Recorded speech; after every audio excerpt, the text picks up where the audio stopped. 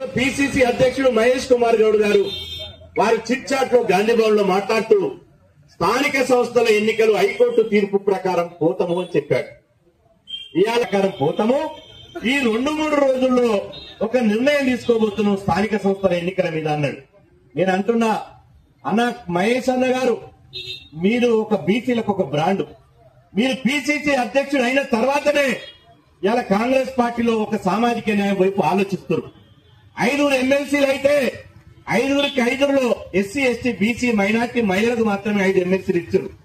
మొన్న జూబ్లీహిల్స్ ఎన్నికల్లో మిగతా పార్టీల అగ్రకులాలకు ఇస్తే మీరు పిసిసి అధ్యక్షుడిగా మొదటిసారి ఒక పిసిసి అధ్యక్షుడు నుండి ఒక బీసీ బిడ్డకు బీపా మీద సంతకం పెట్టారు. కాబట్టి మీకు తెలంగాణ రాష్ట్రంలో బీసీలంతా మీ వైపు చూస్తున్నారు. మీరు ఆ విధంగా మాట్లాడిన దాన్ని ఇవాళ బీసీ సమాజం జీర్ణించుకోలేకపోతుంది. దయచేసి మహేష్ అన్న గారికి మేము విజ్ఞప్తి చేస్తున్నా, బీసీల తరపున గతంలో ఎట్లా కొట్లాడిలో ప్రభుత్వం నుండి కూడా ఎట్లయితే అధిష్టానంతో ఎట్లయితే ముఖ్యమంత్రి తోటి మాట్లాడిలో మీరు కూడా దయచేసి 42% రిజర్వేషన్లు రాజ్యాంగబద్ధంగా వచ్చిన తర్వాతనే స్థానిక సంస్థలకు ఎన్నికలకు వెళ్తామని చెప్పి మహేష్ అన్న గారు ప్రకటించాలని చెప్పి ఈ సందర్భంగా మేము విజ్ఞప్తి చేస్తున్నాం. ఆ తర్వాత ఇది మహేష్ అన్న మాట్లాడిందంటే ప్రభుత్వం మాట్లాడిపించింది, ముఖ్యమంత్రి గారు మాట్లాడిపించిందని మేము అనుకుంటున్నాం. కాబట్టి ముఖ్యమంత్రి గారికి మేము డిమాండ్ చేస్తున్నాం, మీరంటే మాకు గౌరవం ఉంది. ఎందుకు గౌరవం ఉంది? స్థానిక సంస్థల ఎన్నికలు 2 సంవత్సరాల సంధి ఆపి మీరు 1931 తర్వాత కులగన్న చేయలేదు, కులగన్న చేశారు.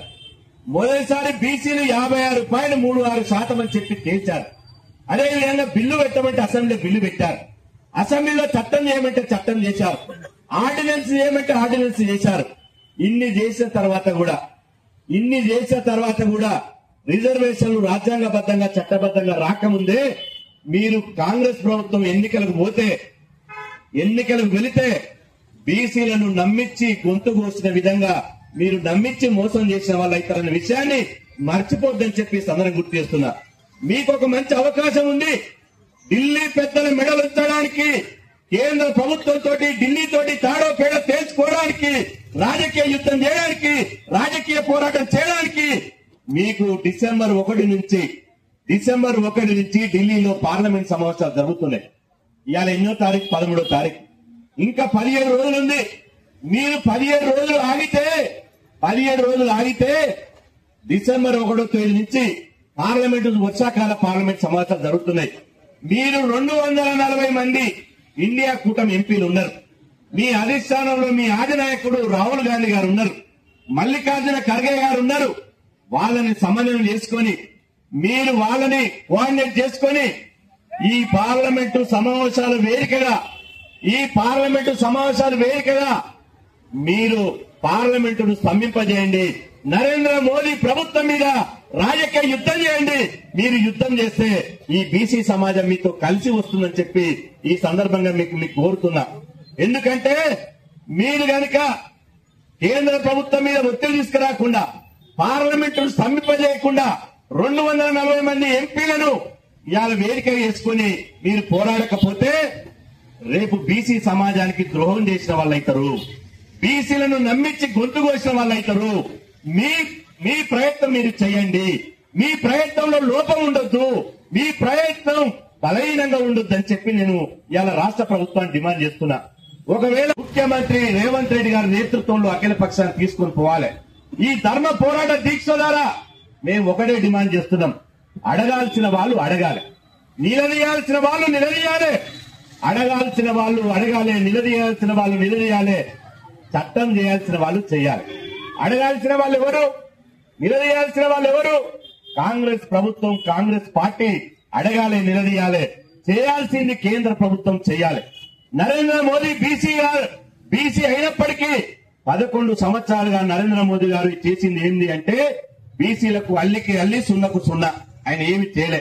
ఇవాళ మీరు కాంగ్రెస్ పార్టీ రాహుల్ గాంధీ గారు ఇవాళ దేశవ్యాప్తంగా కులగైన కావాలి, ఎవరి వాటా వాళ్ళకి దక్కాలని చెప్పి రాహుల్ గాంధీ గారు అంటున్నారు. కాబట్టి రాహుల్ గాంధీ గారిని తీసుకొని అలాగే అఖిల పక్షాన్ని తీసుకొని ప్రధానమంత్రి గారిని కలవాలి అని చెప్పి మేము డిమాండ్ చేస్తున్నాం.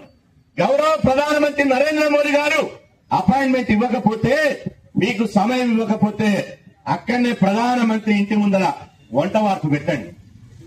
మా అద్దంకి దయాకరన్ ప్రధానమంత్రి నరేంద్ర మోదీ గారు కనుక మీకు సమయం ఇవ్వకపోతే అక్కడనే వంట వార్పు కార్యక్రమం పెట్టండి.